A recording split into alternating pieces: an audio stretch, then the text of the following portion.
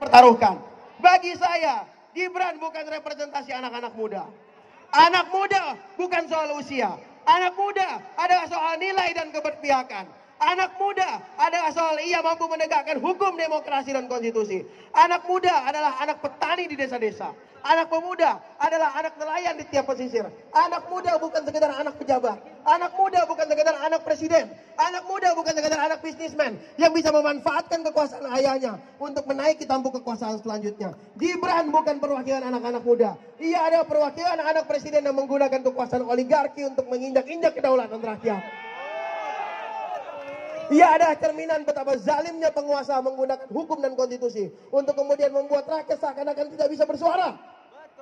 Dia adalah cerminan buruk bagaimana kita pernah mempercayai seorang pemimpin yang dulunya kita anggap sebagai harapan baru. Hari ini pemimpin yang sama yang membunuh harapan itu. Hari ini pemimpin yang sama yang membunuh demokrasi. Hari ini pemimpin yang sama yang menginjak-injak konstitusi. Masihkah kita percaya pada Jokowi?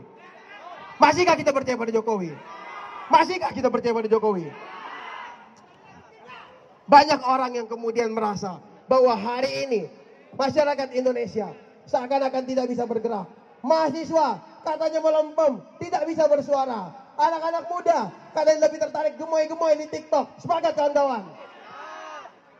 Banyak orang yang meremehkan kekuatan anak-anak muda. Anak-anak muda hanya diharapkan sebagai 52% pendompleng suara di pemilu. Padahal anak muda seharusnya menjadi subjek. Di tangan kita lah 20, 30, 40 tahun lagi republik ini akan kemudian dipegang. Di tangan kita lah 20, 30, 40 tahun lagi republik ini kemudian akan dipertahankan. Di tangan kita lah nilai-nilai tentang demokrasi, nilai-nilai tentang hukum, nilai-nilai tentang konstitusi harus dipertahankan. Kawan-kawan, yang menderita oleh karena oligarki bukan cuma kita para mahasiswa. Yang menderita oleh karena oligarki bukan cuma orang-orang yang kemudian menjadi korban demokrasi. Para buruh setiap hari